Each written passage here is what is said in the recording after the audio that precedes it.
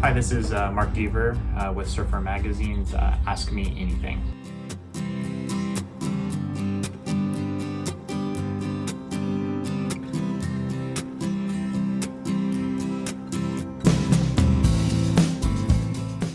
Now, I think that tensions are still running high. I think we are all adjusting to our new reality.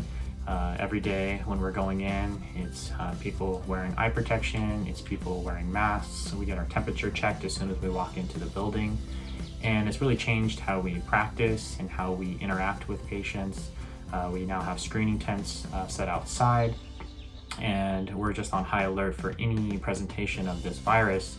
And because we're still learning a lot about it, we know that it has many different variable presentations. And so, we're just really on guard, and that does create some more tension in your workplace, trying to keep patients healthy, trying to keep yourself healthy while watching what's happening in Europe and the East Coast, and wondering, when and if it's going to happen here on the West Coast. Is there any evidence that respiratory viruses are a substantial threat to surfers more than people of other groups?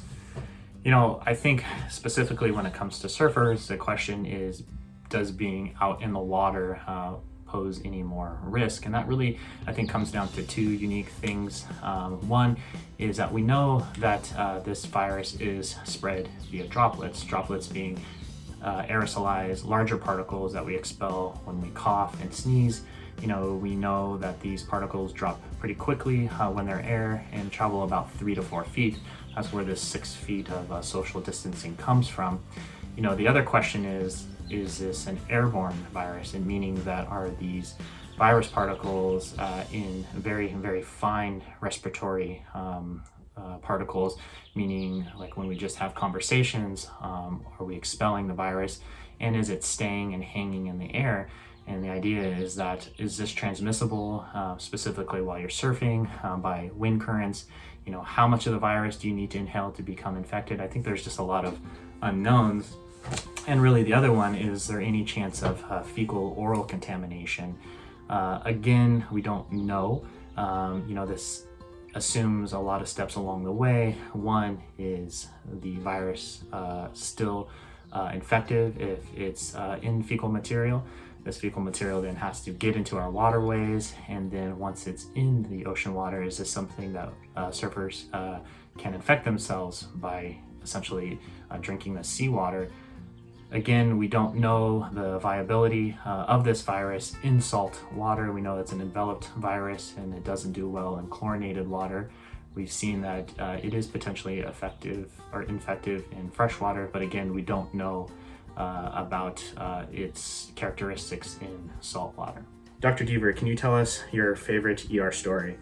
And I think in the ER, we see a lot of people on their worst days, and unfortunately, because of patient protection, we can't always share our stories. But I think one of them that's really stuck with me happened during my second year in training in LA, and when we were called out to the parking lot to deliver a baby. It's something that we're trained to do. We don't do a lot of, but occasionally we have to.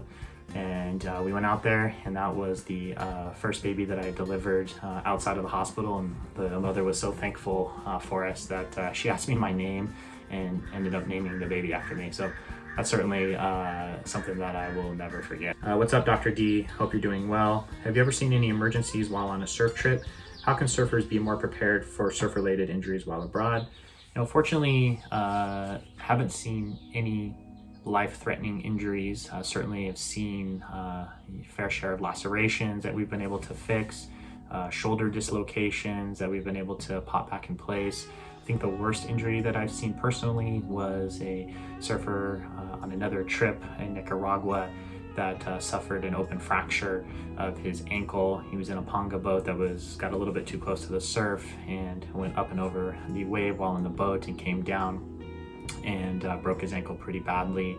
And so we did the best we could to keep it stabilized and splinted, told them to start on antibiotics and fly back to the States immediately. I think one of the things that you can do to protect yourself, depending on where you're going, is I think travel insurance is a pretty good deal. Just really helps kind of cover the costs of medical evacuation and just taking a basic standard first aid kit with you. I think that goes a long way, keeping the wounds clean, getting them bandaged appropriately, and then seeking care from there.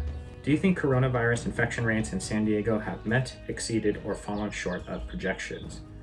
So as of today, San Diego falls about in the middle of the pack for counties in California with greater than 100,000 people.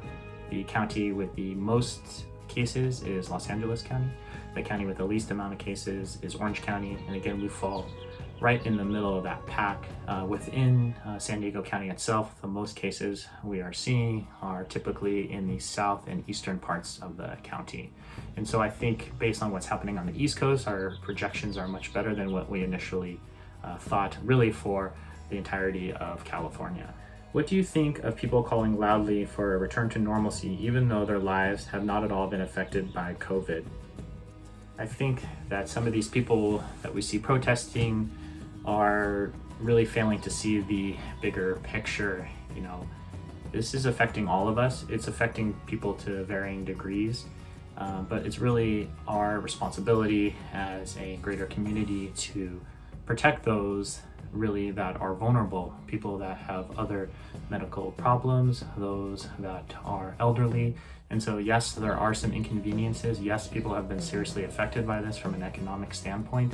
And so when I see these people protesting without masks, it really is frustrating, because I think it's taking us backwards and potentially, you know, seeing a second spike in these cases. And like we've seen in Singapore, which initially did really well tracking the original cases and was able to pretty quickly reopen things. They saw a really strong surge in second cases and essentially had to go back on lockdown. And so obviously that's not what we want. And so when we see people calling for this and we see these demonstrations and people are well within 6 feet without masks, you know, I think that it's pretty short-sighted in terms of keeping people healthy and really working towards the ultimate goal of, you know, flattening this curve and getting back to our normal lives.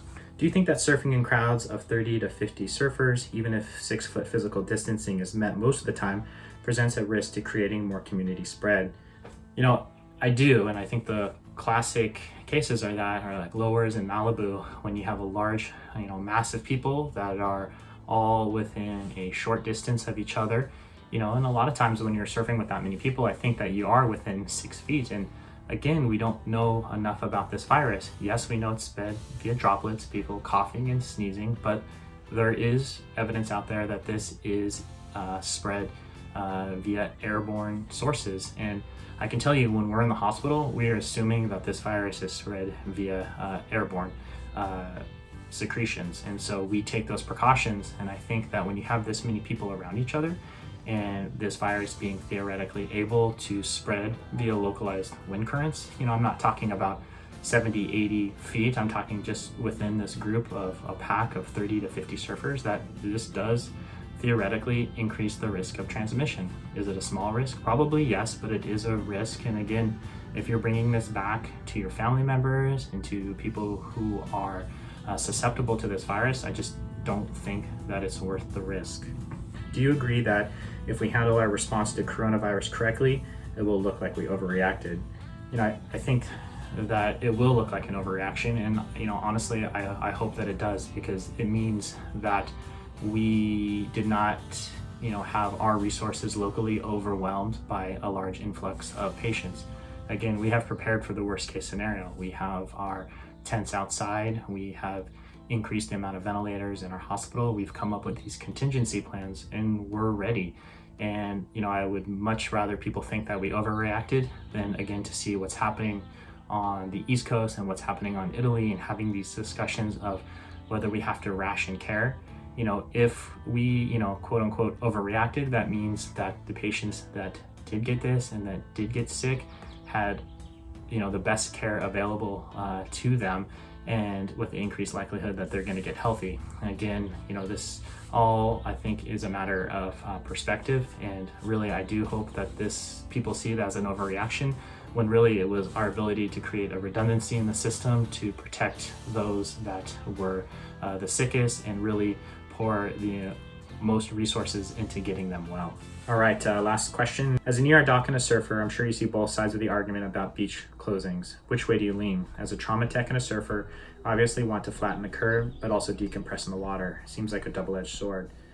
And I think that's a really good question, and certainly I want to be in the water and I want to be surfing, but I do realize that this, although a small piece of the puzzle, is a piece of the puzzle of the greater picture of, again, protecting people who are more vulnerable than ourselves. I do hope that as we see a flattening of the curve, that surfing, or at least access to the water, is one of those first restrictions that are lifted.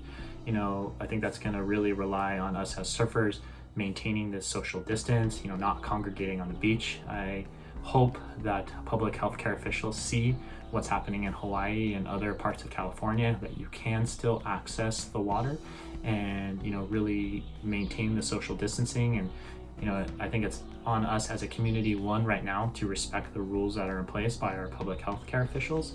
But if they do allow us to access the water, that we're doing it responsibly. We're traveling to the beach by ourselves.